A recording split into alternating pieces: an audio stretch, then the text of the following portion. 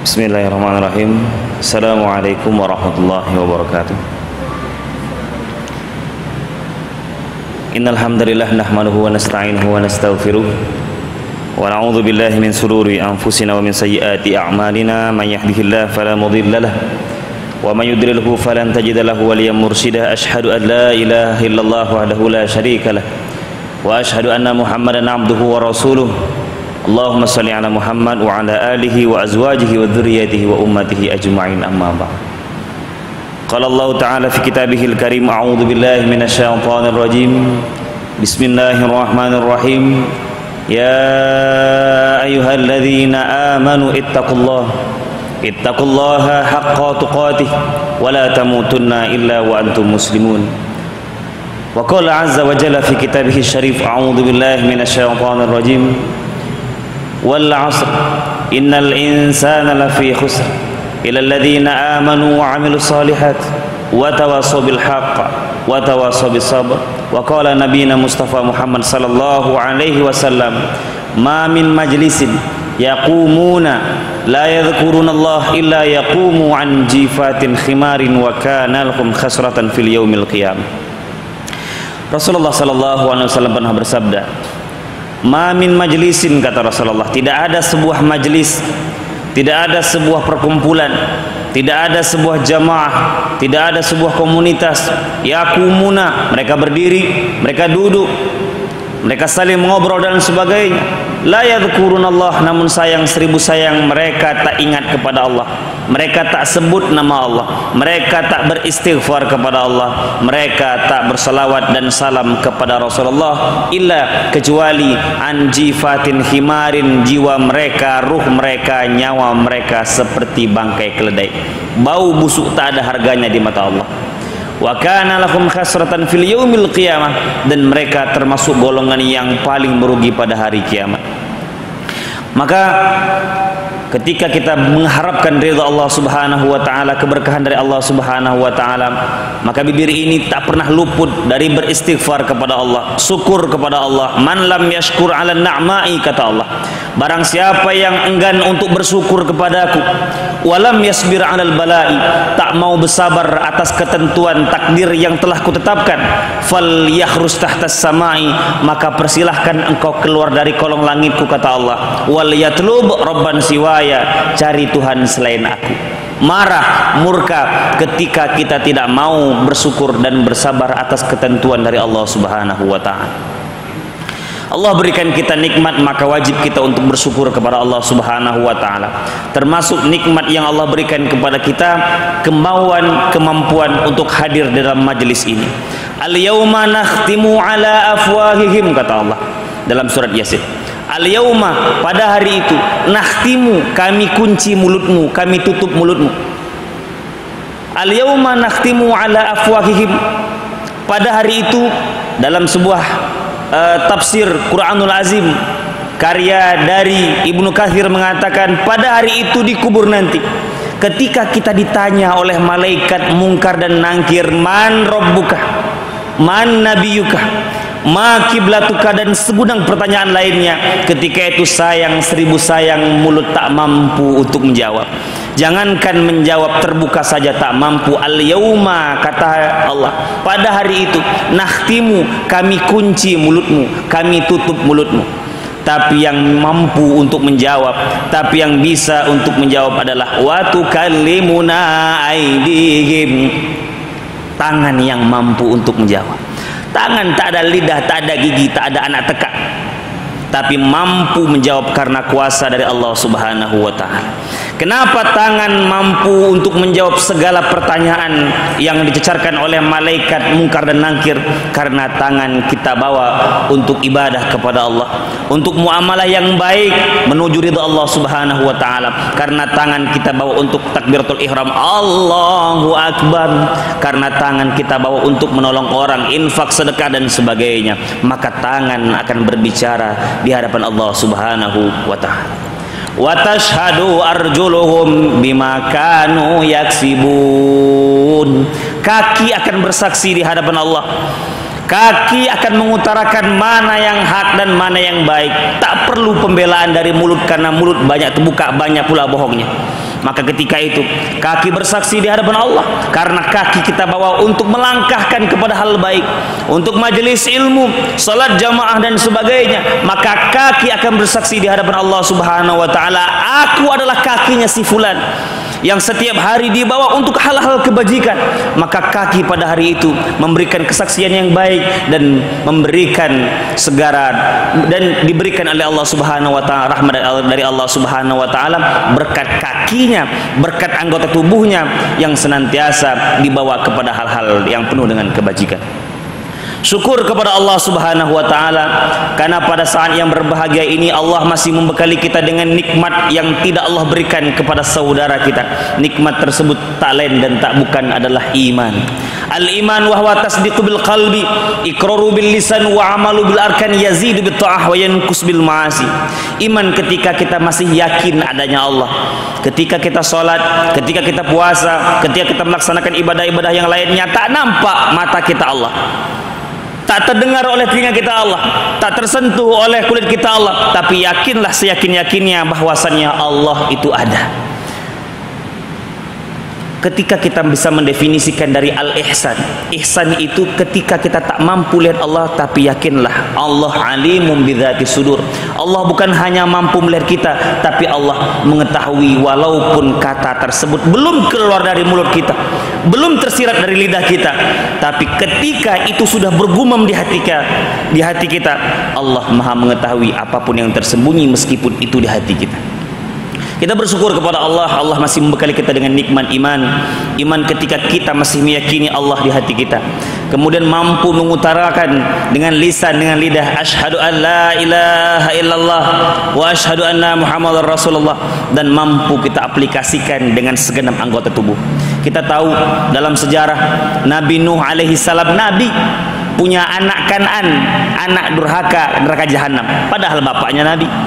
Nabi Lut, Nabi punya istri pendukung maaf cakap LGBT, neraka jahanam. Nabi Ibrahim, Nabi punya bapak Azar, pembuat patung, neraka jahanam. Nabi Muhammad sallallahu alaihi wasallam adalah nabi punya paman Abu Lahab, Abu Jahal, neraka jahanam, padahal mereka sedarah, padahal mereka adalah satu keturunan, tapi tak menjamin. Meskipun kita punya anak, sayang betul kita dengan mereka, meskipun kita punya istri, sayang betul kita dengan mereka, tapi itu tak menjamin bahwasannya kita beriman, mereka beriman. Maka iman tak bisa ditransformasi, iman tak bisa ditransfer, iman tak bisa dihadiahkan, iman tak bisa diberikan. Iman adalah bagian dari hidayah dari Allah Subhanahu wa taala. Maka ketika iman itu kita dapatkan, iman itu diberikan oleh Allah Subhanahu wa taala, salah satunya adalah dengan cara ketika kita ada kemauan untuk mendalami ibadah kepada Allah Subhanahu wa taala. Tidak hanya sekedar ibadah, tidak hanya sekedar ritual biasa saja, tapi ketika kita beribadah bukan hanya fisik kita, tapi hati kita dapat terhanyut untuk mengenal kepada Allah Subhanahu wa taala. Itu yang dikatakan iman. Maka Bapak Ibu yang dihormati, yang dimuliakan oleh Allah Subhanahu wa taala, pada saat yang berbahagia ini, kalaulah seandainya kita diberikan waktu, ya, Allah Subhanahu wa taala memberikan kita solusi di tengah kehidupan yang penuh dengan konflik pandemik inilah, katakan pandemik. Allah Subhanahu wa taala memberikan kita isti'anah, bantuan, musa'adah, bantuan kepada kita ketika kita dalam keadaan kesulitan. Allah sudah jauh hari mengatakan, ya ayyuhalladzina amanu ista'inu bis-sabri was-salah innallaha ma'as sabirin. Ya ayyuhalladzina amanu, wahai orang-orang yang beriman. Lagi-lagi Allah mengawali dengan kata-kata iman. Kenapa tak Allah katakan orang Islam? Kenapa tak Allah katakan orang yang beragama Islam dan sebagainya? Ingat apa kata Buya Hamka? Ingin melihat orang Islam, lihatlah di salat Idul Adha dan Idul Fitri, banyak. Tapi ingin melihat orang beriman, lihatlah di salat fardunya, terutama salat Isya dan subuh. Banyak ketika Allah katakan kepada kita semacam tanbih, semacam peringatan. Innal ladzina kafaru sawa'un 'alaihim a'anzartahum am lam tunzirhum la yu'minun. Innal ladzina kafaru, kafaru sifatnya sesungguhnya orang-orang yang ingkar kepada Allah, diberikan peringatan atau tidak diberikan peringatan mereka tak mau untuk beribadah, mereka tak mau untuk mendengar, mereka tak mau untuk melihat kebenaran. Innal ladzina kafaru, kenapa mereka tak mau? Khatamallahu ala qulubihim wa ala sam'ihim wa ala absarihim ghishawatu wa lahum adzabun azim. Mereka punya hati, khatamallahu ala qulubihim, tapi hati mereka tak pernah yang namanya peka dengan kebenaran. Agama diinjak biasa, Rasul diinjak tak ada respon. Maka kalaulah seandainya kita lihat pada saat yang berbahagia ini, sebetulnya ingin melihat bahwasannya iman kita masih luntur atau kuatnya, tengok ada beberapa fase yang ketika orang meremehkan kita dilihat dari apa. Pertama, kalaulah seandainya kita masih kuat iman kita, masih gagah iman kita, maka kita bisa melihat ketika ulama diinjak, ketika ulama diremehkan, apakah kita masih ada kepekaan. Kalau seandainya tidak ada kepekaan, maka maaf cakap, nauzubillahi min zalik, mereka yang kufar akan menginjak berikutnya. Setelah mereka berhasil menginjak harga diri para ulama, mereka akan menginjak harga diri para sahabat. Berhasil mereka, tak ada respon dari kita, mereka akan menginjak harga diri nauzubillahi min zalik Nabi Muhammad sallallahu alaihi wasallam. Berhasil mereka, maka tak segan-segan mereka untuk menginjak kitabullah, nauzubillahi min zalik. Maka itu iman kita. Maka Allah katakan khatamallahu ala qulubihim, hati kita udah tertutup ketika yang namanya kebenaran tak pernah kita bantu. Wa ala sam'ihim, mereka mendengar yang namanya kebaikan, mereka mendengar tausiah, mereka mendengar hal-hal yang membuat sebetulnya iman kita meningkat, tapi mereka tak pernah merespon. Maka hati-hati. Wa ala absarihim, mata mereka tahu mana yang hak, mana yang baik, mana yang hak, mana yang hak, mana yang batil, mana yang betul, tapi tak pernah respon. Hati-hati. Ghishawatun, terkunci sudah. Walahum adzabun, bagi mereka azab yang pedih. Nauzubillah, tsumma naudzubillahi min zalik. Maka Allah katakan, sebetulnya ketika kita minta sebetulnya ketika iman seperti ini, kita minta bantuan kepada Allah Subhanahu wa taala. Dalam keadaan banyak masalah, dalam keadaan banyak problema dan sebagainya, Allah telah berikan kepada kita solusi. Ya ayyuhalladzina amanu, wahai orang-orang yang beriman, ista'inu, minta tolonglah engkau. Minta tolong. Kadang-kadang kita ini sok mantap ketika dalam memutuskan suatu perkara tanpa melibatkan Allah. Padahal Allah katakan ista'inu, minta tolonglah engkau, bisobri, dengan sabar, wassalah, dengan sholat. Sabar dan sholat. Ketika kita udah berbicara banyak tentang masalah sabar, berikutnya adalah masalah sholat. Ketika Allah berikan masalah, tentu pasti Allah berikan yang namanya obat atau solusi. Ketika kita dalam keadaan pandemik seperti ini, umpama hujan tak pernah turun, maka Allah berikan kita solusi sholat istisqa. Ketika kita dihadapkan dengan dua pilihan yang sama-sama menurut kita kelihatannya baik, maka kita diwajibkan ya untuk memilih dengan pandangan Allah, yaitu sholat istikharah. Ketika kita dalam keadaan galau, hidup ini sempit dan sebagainya, tak tahu harus berbuat apa, ada sholat tahajud sebetulnya, ada sholat hajat. Ketika ekonomi sempit, ketika ekonomi kita tak mampu berbuat banyak, maka ingin berusaha, konsultasi kepada Allah dengan cara sholat duha, sholat fajar, sholat isyraq dan sebagainya. Ada tempat konsultasi kita kepada Allah Subhanahu wa ta'ala. Maka ketika kita dalam keadaan masalah, berapa banyak di antara kita yang tidak melibatkan Allah Subhanahu wa taala? Padahal Allah katakan, ya ayyuhalladzina amanu ista'inu bis-sabri was-salah. Nah, dalam hal ini ada beberapa ulama mengatakan bahwasannya dalam salat sebetulnya itu adalah bentuk konsultasi kita, komunikasi kita dari seorang hamba kepada Rabbnya. Seorang ulama pernah berkata, ada 3 komunikasi dalam sholat itu terdekat antara kita dengan Allah Subhanahu wa Ta'ala. Yang pertama, ketika dalam keadaan berdiri. Yang kedua, ketika dalam keadaan sujud. Dan yang ketiga, ketika kita dalam keadaan duduk. Pertama, dalam keadaan berdiri. Dalam keadaan berdiri ada beberapa bacaan yang harus kita baca. Yang pertama adalah doa iftitah. Yang kedua adalah surat Al-Fatihah. Dan yang ketiga adalah surat pendek. Dalam keadaan berdiri tersebut, bacaan yang wajib kita baca adalah surat Al-Fatihah. Sebenarnya dalam surat Al-Fatihah tersebut, kalaulah kita baca dengan penuh khusyuk dan tumakninah, semua masalah tersebut akan terselesaikan ketika kita mengeluh, mengadu, curhat kepada Allah Subhanahu wa Ta'ala. Kita bisa melihat dari kalimat, setiap kalimat yang Allah tampilkan dalam surat Al-Fatihah kalau kita ingin baca. Berapa banyak di antara kita yang ketika sholat, yang ketika beribadah kepada Allah, yang hanya sekedar lalunya saja, tanpa menyerap setiap kalimat yang ketika kita baca itu adalah bentuk komunikasi kita kepada Allah Subhanahu wa Ta'ala. Yang pertama, Bismillahirrahmanirrahim. Dengan nama Allah yang Maha Pengasih lagi Maha Penyayang. Secara makna kami akan bahas secara singkat.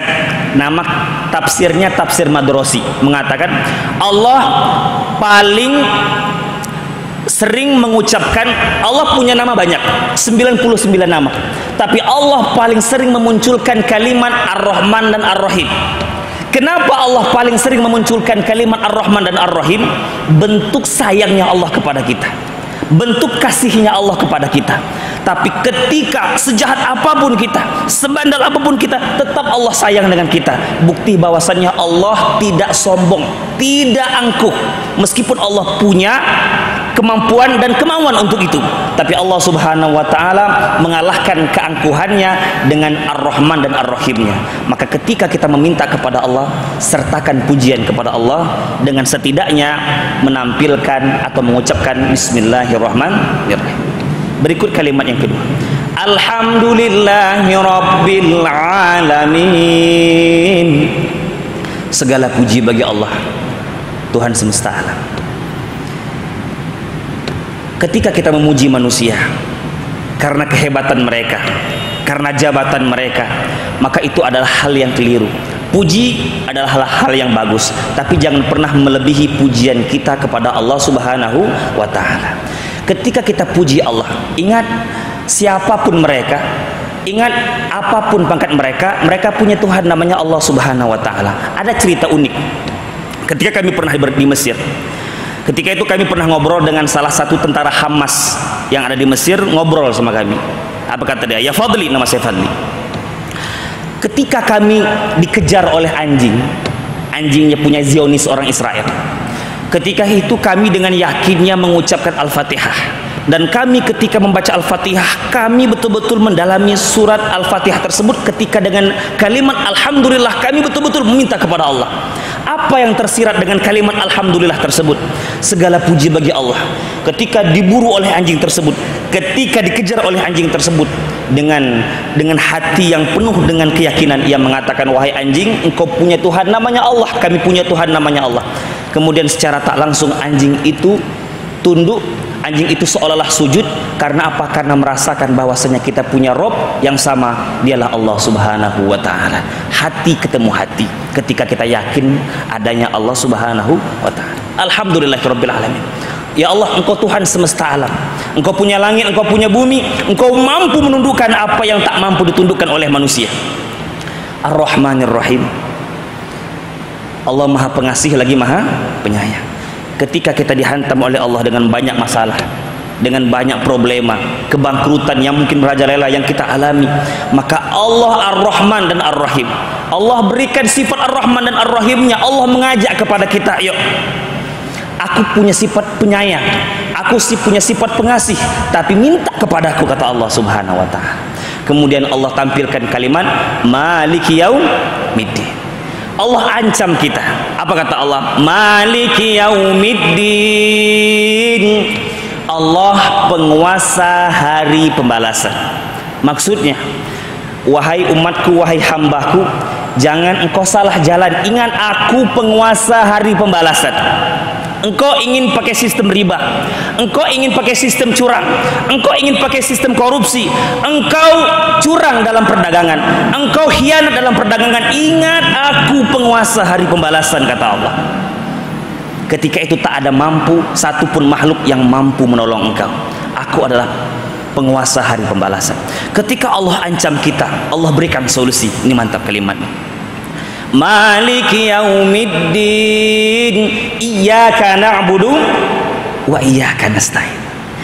Hanya kepadamu, bukan kepadamu saja, tapi hanya itu tidak ada yang namanya potensi untuk orang lain. Hanya kepadamu ya Allah aku menyembah, dan hanya kepadamu ya Allah aku minta tolong. Berapa banyak di antara kita yang ketika dalam keadaan nol, yang ketika dalam keadaan sempit, yang ketika dalam keadaan terjepit, tak mau untuk meminta kepada Allah, tak mau menggelar sejadahnya, tak mau meneteskan air matanya, padahal Allah berikan kita solusi. Kadang-kadang kita dengan cara na'udzubillahi min dzalik, dengan cara yang diharamkan Allah, kita jalan pintas, padahal kita harusnya konsultasi kepada yang pembuat kita. Allah Maha menciptakan kita, tentu Allah tahu solusi dari kehidupan kita. Maka ketika kita udah minta kepada Allah, Allah akan berikan kita jalan, Allah akan berikan kita solusi. Tapi sejauh mana kita minta kepada Allah Subhanahu wa ta'ala? Apa kata Allah? Iyyaka na'budu, hanya kepadamu ya Allah aku menyembah, dan hanya kepadamu ya Allah aku minta tolong kepada Allah Subhanahu wa ta'ala. Berapa banyak di antara kita yang hanya ketika minta tolong tulis permintaannya di wall Facebook, di wall WhatsApp dan sebagainya, padahal Allah berikan kepada kita solusi untuk menghamparkan sejadah, tangis di sana, minta di sana, maka insya Allah Allah akan kabulkan. Iyyaka na'budu wa iyyaka nasta'in, ihdinas siratal mustaqim. Ini dia Allah berikan solusinya. Apa kata Allah? Ihdinas siratal mustaqim. Ya Allah, berikan kami jalan yang lurus, tunjukkan kami jalan yang lurus ya Allah, tunjukkan kami jalan yang benar ya Allah. Manusia ketika diberikan solusi oleh Allah tapi belum ada caranya, belum ada metodenya, belum ada triknya, maka ia tak mampu menyelesaikan masalah. Maka ketika kita dalam keadaan sempit, kita minta tolong dengan Allah agar Allah sekalian memberikan kita bimbingan bagaimana caranya mengatasi masalah kita, bagaimana caranya mengatasi ekonomi kita, bagaimana caranya menunjuki kita. Maka kita minta kepada Allah sambil nangis. Maka kita bisa melihat ketika Imam Suraim, Imam Sudais, imam besar di Masjid Haram, ketika membaca Iyyaka na'budu, ketika membaca Ihdinas siratal mustaqim, mereka menangis. Kenapa? Karena mereka minta kepada Allah Subhanahu wa ta'ala. Bukan hanya minta, tapi diberikan ya Allah metode, trik, solusinya. Bagaimana kami bisa mengatasi masalah kami ya Allah?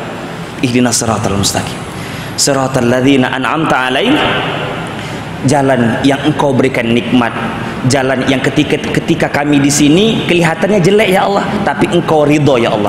Maka berapa banyak di antara kita ketika kita mengatakan, oh ini jalannya bagus, oh ini caranya bagus, oh ini triknya bagus, tapi jelek di mata Allah, maka nanti di akhir cerita kita bangkrut.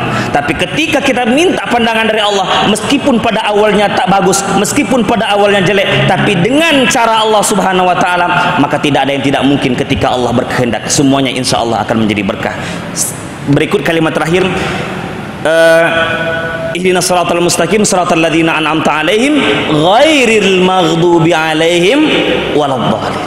Kita minta kepada Allah agar Allah berikan kita solusi dan Allah hindarkan kita dari jalan yang sesat, dari jalan yang tidak kita inginkan, tentunya dengan jalan yang Allah ridhai. Mungkin hanya ini yang dapat kami sampaikan pada kultum yang singkat ini. Mudah-mudahan kita ada waktu, mudah-mudahan kita ada kesempatan untuk di lain kali. Usikum wa nafsi wa iyya taqullah faqad fazal muttaqin. Ada pertanyaan, Pak? Oh, enggak ada. Wassalamualaikum warahmatullahi wabarakatuh.